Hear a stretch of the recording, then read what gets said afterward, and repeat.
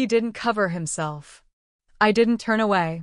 And that silence between us, it changed everything.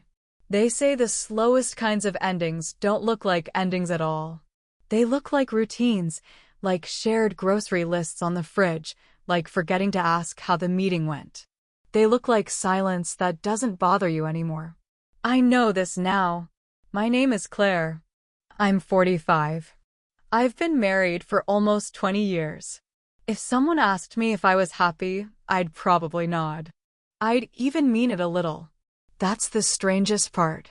Our kids moved out last year, college, jobs, starting their own loops. The house, once a gallery of noise, is now a quiet museum. Mark and I adjusted. We still sleep on our sides of the bed.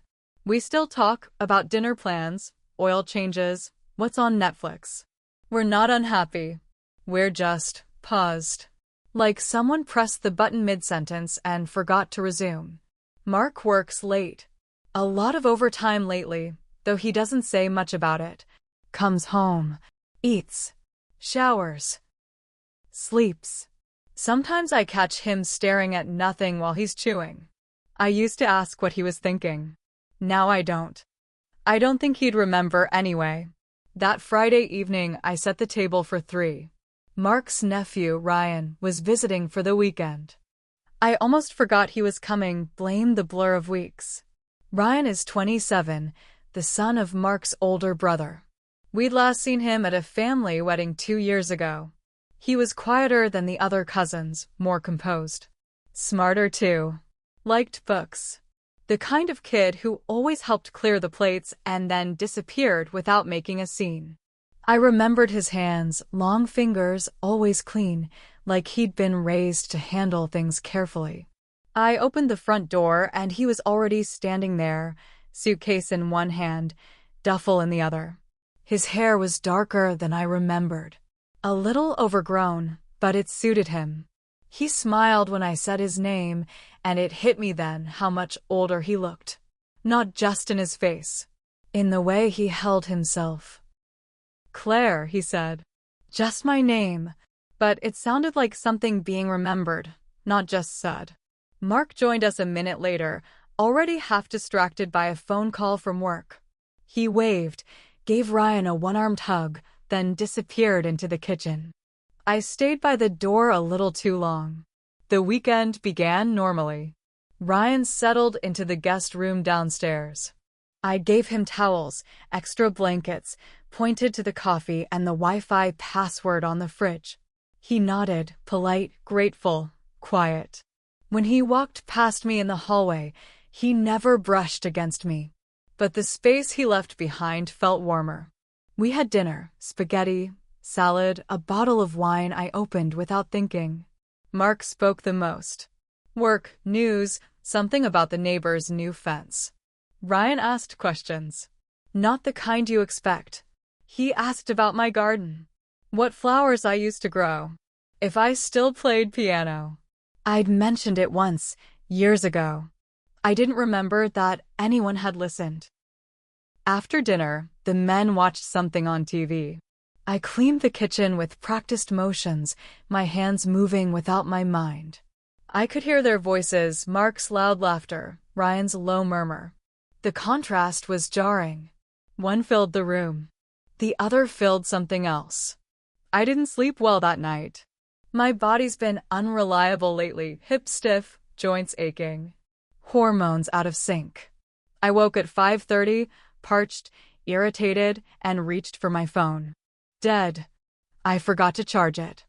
I shuffled through the upstairs hallway, blanket around my shoulders, still in my sleep shirt. Checked the living room, the kitchen counter, even under the dining table. No charger. I stood outside the guest room for a moment, chewing the inside of my cheek. The door was closed. I knocked lightly.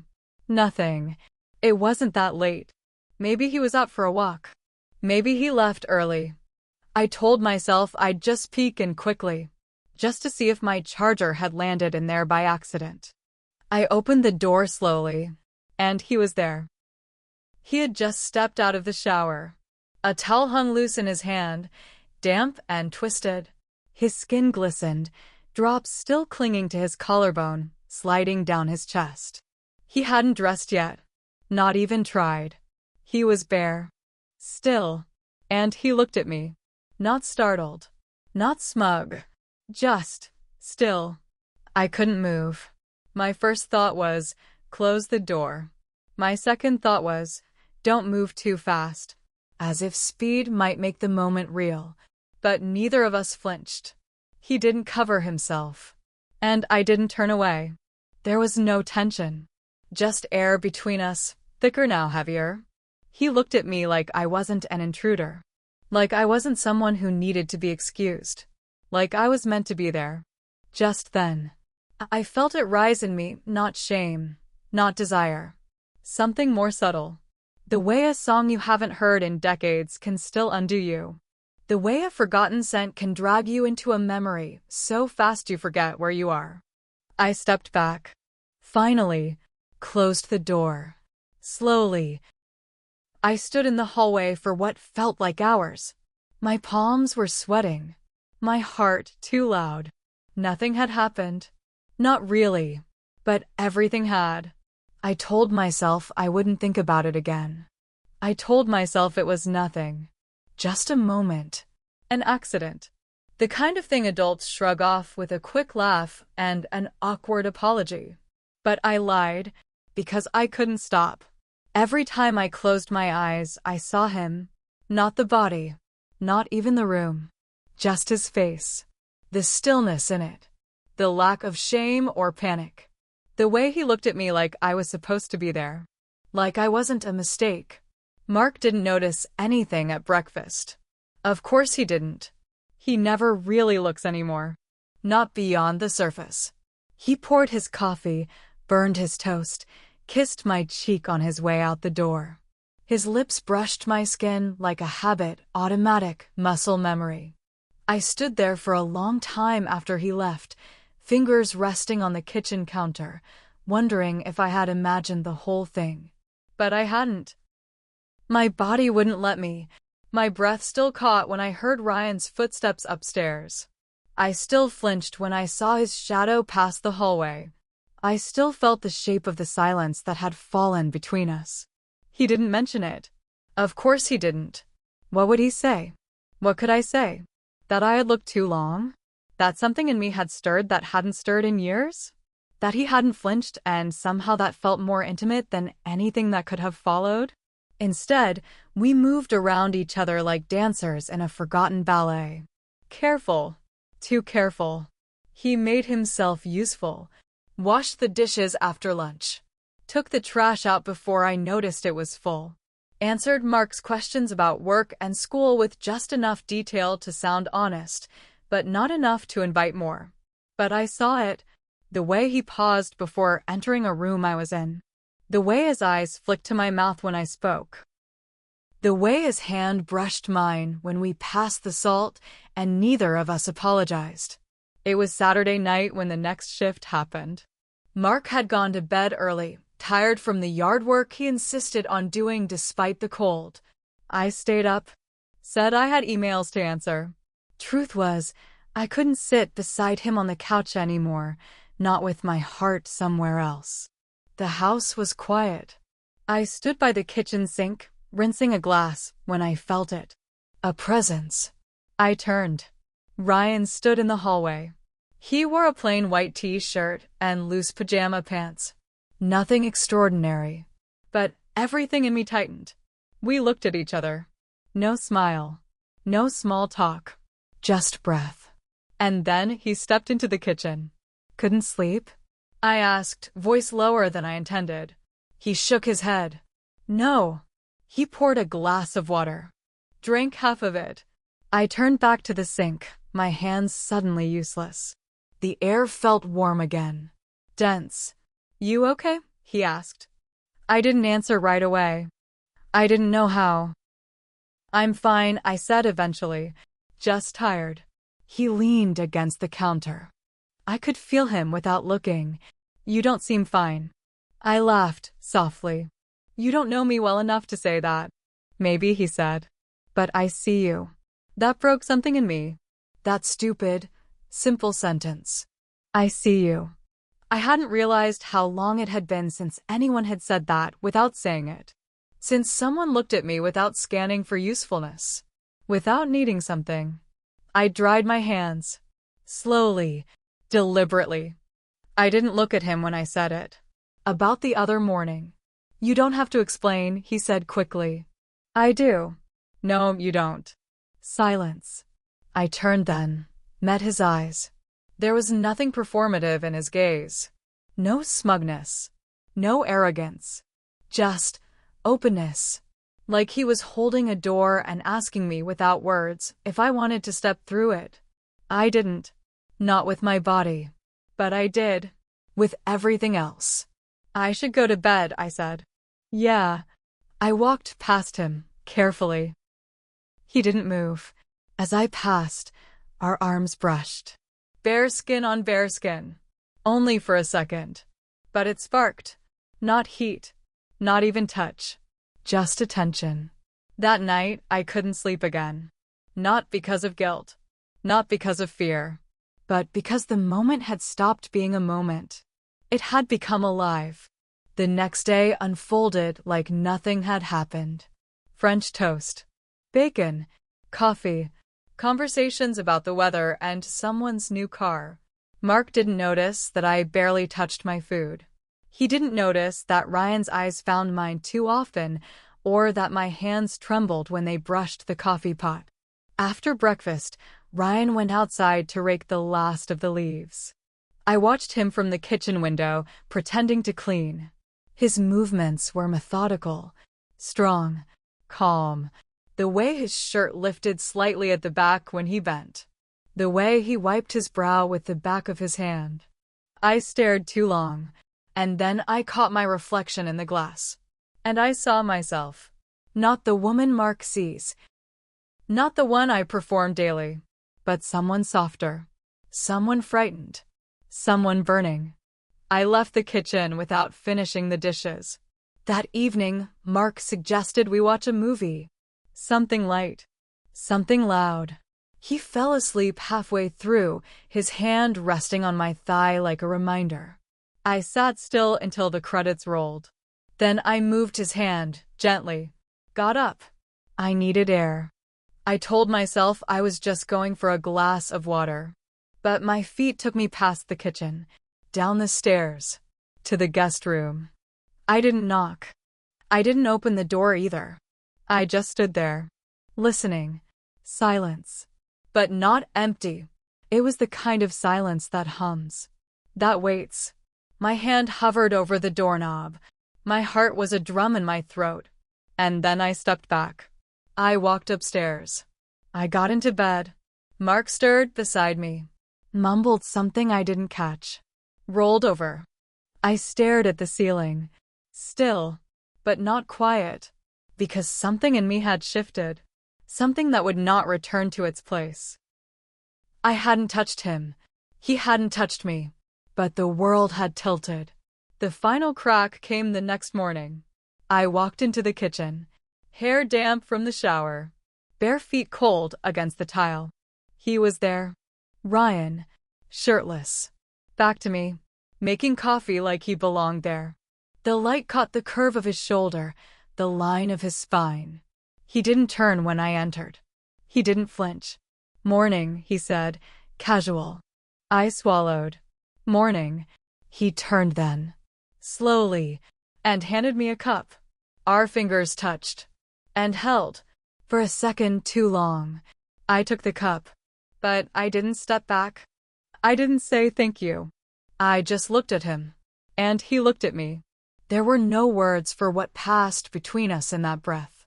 Not lust. Not promise. Not even danger. Just recognition. Of something already begun. He didn't speak. Neither did I. Because nothing needed to be said. And everything had already been felt. The morning after the real after was painfully ordinary. Toast, buttered too cold. The faint hiss of the kettle. The fridge humming like a bad conscience. Mark read the news on his phone, glasses sliding down his nose. I folded a napkin twice, then again, just to keep my hands moving. Ryan sat across from me, coffee in one hand, eyes quiet, not evasive, not curious, just watching. I didn't know how to meet his gaze without stepping back into something we hadn't named. So I didn't. I looked past him, at the window, at the steam curling above his mug, at anything that wasn't him. Mark said something about a client meeting. I nodded in the right place. Ryan added a polite comment. We moved through conversation like a well-rehearsed table read, each of us hitting our lines, none of us touching the real script. And yet, underneath it all, I felt it. The way his eyes lingered on my collarbone when I reached for the butter. The briefest pause in his breath when my sleeve slipped down my wrist. The invisible thread still pulsing between us like a held breath. Nothing had happened, not in the way people mean when they say something happened. But everything had. And we both knew it. The rest of the day passed in a strange kind of suspension. Mark went to run errands. Ryan stayed behind, said he had emails to catch up on. I cleaned the upstairs bathroom just to avoid being alone with him. But my thoughts refused to stay in that tiled room. They were with him. In the hallway. In the kitchen. In the breath that passed between us when he handed me that cup. At dinner, Mark poured wine. He was in a good mood. Some contract closed early, a bonus in the works. He toasted to more of this, whatever this meant anymore. Ryan smiled and nodded. I mirrored both of them. No one mentioned the silence stretching too thin in some places, or how I jumped when Ryan's fingers brushed mine clearing the plates. Later, after the dishes and the chatter and the soft shuffle of socks on tile, I passed his door. Paused. Listened. Silence again. But it felt full. Like the kind of silence you get when someone is waiting to be interrupted. I didn't knock. I didn't speak. I just stood there. Heart drumming. Feet unsure. A woman with nowhere to go but inside herself. Eventually, I turned. Went to my bedroom. Mark was already asleep. He always was. I lay beside him, body still, eyes wide, heart racing towards something I didn't have the language for.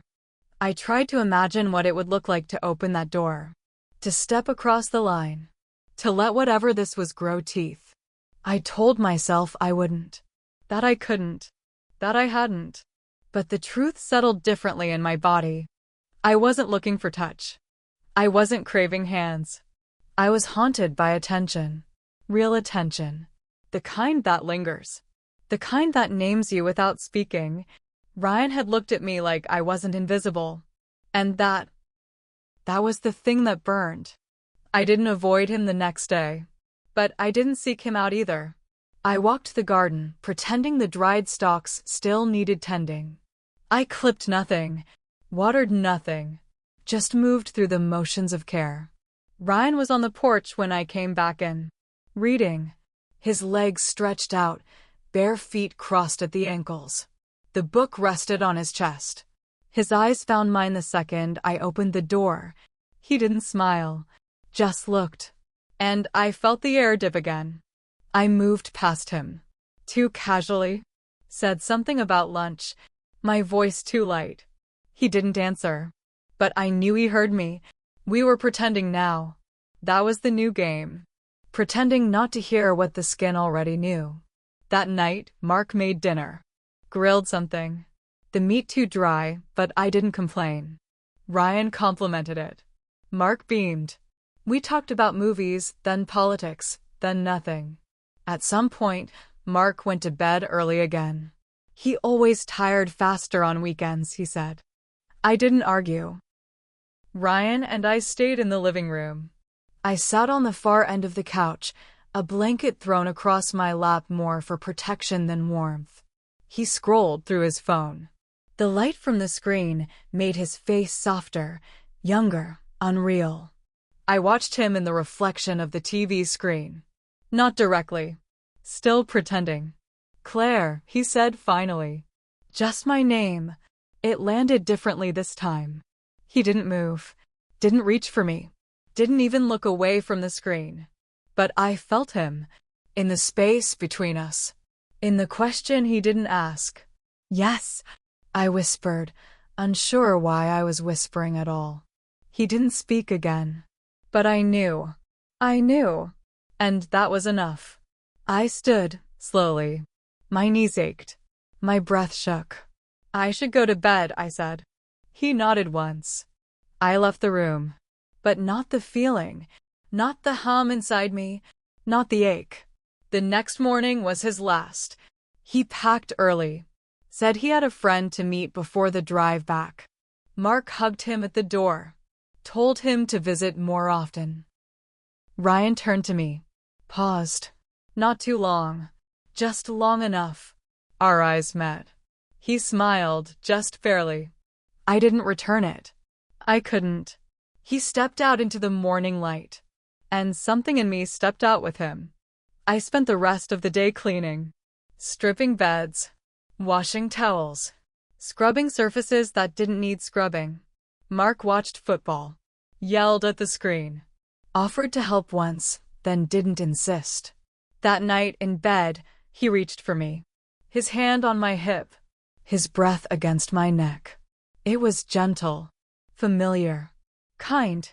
And I let him. Not out of duty, but because I needed to feel what used to live in that touch. And I didn't want to forget it completely. But inside I was somewhere else entirely. Somewhere quieter. Somewhere charged. Somewhere full of what almost was. Somewhere seen. It was the coffee that undid me. Not the look, not the silence, not even the way our fingers brushed that morning he left. It was the fact that when I walked into the kitchen a week later, the mug he used was still there, washed, dried, but placed slightly differently than I would have set it. Turned outward. Aligned with the edge of the shelf like someone had meant to come back for it. Mark didn't notice. He was talking about tax forms. Something from work. He asked if I'd seen the envelope he left near the toaster. I nodded and passed it to him, and I kept my eyes on the shelf, because I couldn't stop thinking about how still Ryan had been that morning. The way he didn't speak when he handed me the cup. The way he didn't explain, didn't apologize, didn't make it smaller than it was. He had simply stood there, shirtless, calm, waiting for nothing. And I hadn't walked away. I hadn't broken the moment. I hadn't done anything a woman like me was supposed to do. Instead, I had breathed it in. Let it settle. Let it live. The days that followed were strangely full. Not with events, nothing happened. I went to the grocery store. Folded the laundry. Took a new route on my morning walk and waved at the neighbor with the 3 dogs. But inside, I wasn't where I used to be. It was like someone had rearranged the furniture in a room I thought I knew by heart. Suddenly, I was more aware of the hem of my shirt. The way my hips moved when I stood from the couch. The sound of my own breath in the quiet house. I'd catch myself standing in the hallway, staring at the closed guest room door like it might exhale something. But there was nothing there. Just the echo of what hadn't happened. Just the version of myself that had stood there and not left. A week later, Ryan texted me. Nothing dramatic. Just a photo. A mug. His hand wrapped around it. No words. And I knew instantly it was the same mug. The one I'd stared at for days. I didn't reply. Not with words. But I pulled the mug from the shelf, poured my coffee into it, and stood barefoot in the kitchen, holding it just like he had. And something in me steadied. Something in me said, "You are not gone. You are just elsewhere." Mark noticed I was quieter. He said it one night while brushing his teeth. "You're somewhere else lately." I laughed. "Just tired." "You okay?" "Yes." He believed me. Not because I was convincing, but because he needed to. And I didn't want to hurt him. Not with the truth. Not with the version of me I was trying to understand. So I said little things. I cooked more often. I asked about his day before he asked about mine, and when he kissed me, I let the warmth rise, not from my body, but from memory. Because memory is loyal, even when the moment has passed. Ryan didn't text again. Not for weeks. But I felt him. Not in my phone. Not in words. In the stillness between chores. In the way I held my spine. In the soft ache I couldn't name. He had looked at me like I wasn't fixed in one shape. And now I couldn't go back to being unseen. It was a Sunday morning when it happened. I was changing the sheets in the guest room. Mark had gone golfing. The air was sharp with spring. And there, beneath the pillow, I found a note. Folded twice. Plain paper. 3 words, written with deliberate slowness. You didn't leave. No name. No signature. Just that. I sat on the bed, the sheet half pulled, and stared at the words. And the truth hit me like wind through a cracked window. He had seen me. Not just that day. All the days. The way I looked when no one watched. The way I held silence like a shield. The way I paused just long enough. And he hadn't asked for anything. He'd just noticed. And that noticing, it had done something irreversible. That night, Mark and I made love. I let him touch me slowly. Deliberately. I responded.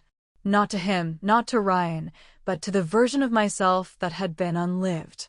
And when it was over, I held him longer than usual. Because I was grateful. And grief looks like gratitude when it doesn't know where to go. The next morning, I dressed with more care. Not for anyone else. Just for the echo. The awareness. The small flame that had been lit in that paused breath between a woman and a man who were not supposed to share anything. But had. Without touch. Without vows. Without a single demand. I didn't leave. And that's the truth I carry now. Not in shame. Not in confusion. But in stillness. The kind that doesn't apologize. The kind that doesn't explain. The kind that changes everything,